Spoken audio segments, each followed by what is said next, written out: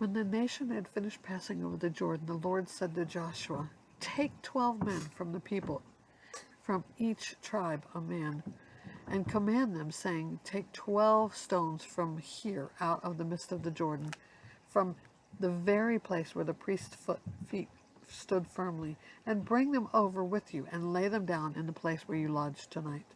Then Joshua called the 12 men from the people of Israel, whom he had appointed, a man from each tribe. And Joshua said to them, 'Pass on before the ark of the Lord your God into the midst of the Jordan, and take up each of you a stone upon his shoulder, according to the number of the tribes of the people of Israel, that this may be a sign among you. When your children ask in time to come, 'What do these stones mean to you?' then you shall tell them that the waters of the Jordan were cut off before the ark of the covenant of the Lord. When it passed over the Jordan, the waters of the Jordan were cut off. So these stones shall be to the people of Israel a memorial forever." And the people of Israel did just as Joshua commanded, and took up 12 stones out of the midst of the Jordan, according to the number of tribes of the people of Israel, just as the Lord told Joshua. And they carried them over with them to the place where they lodged, and laid them down there. And Joshua set up 12 stones in the midst of the Jordan, in the place where the feet of the priests bearing the ark of the covenant had stood, and they are there to this day. For the priests bearing the ark stood in the midst of the Jordan until everything was finished, and the Lord commanded Joshua to tell the people.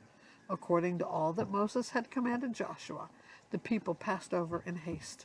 And when all the people had finished passing over, the ark of the Lord and the priests passed over before the people. The sons of Reuben and the sons of Gad and half the tribe of Manasseh passed over armed before the people of Israel, as Moses had told them. About 40,000 ready for war passed over before the Lord for battle, to the plains of Jericho. On that day the Lord exalted Joshua in the sight of all Israel. They stood in awe of him, just as they stood in awe of Moses all the days of his life. And the Lord said to Joshua, "Command the priests bearing the ark of the testimony to come up out of the Jordan." And Joshua commanded the priests, "Come up out of the Jordan."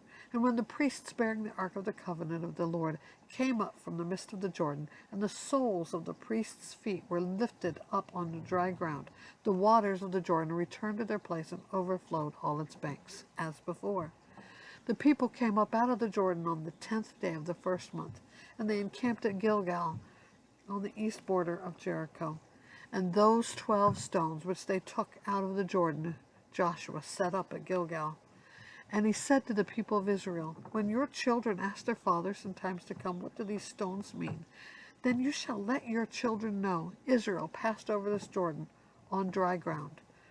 For the Lord your God dried up the waters of the Jordan for you until you passed over, as the Lord your God did to the Red Sea, when he dried up for us until we passed over.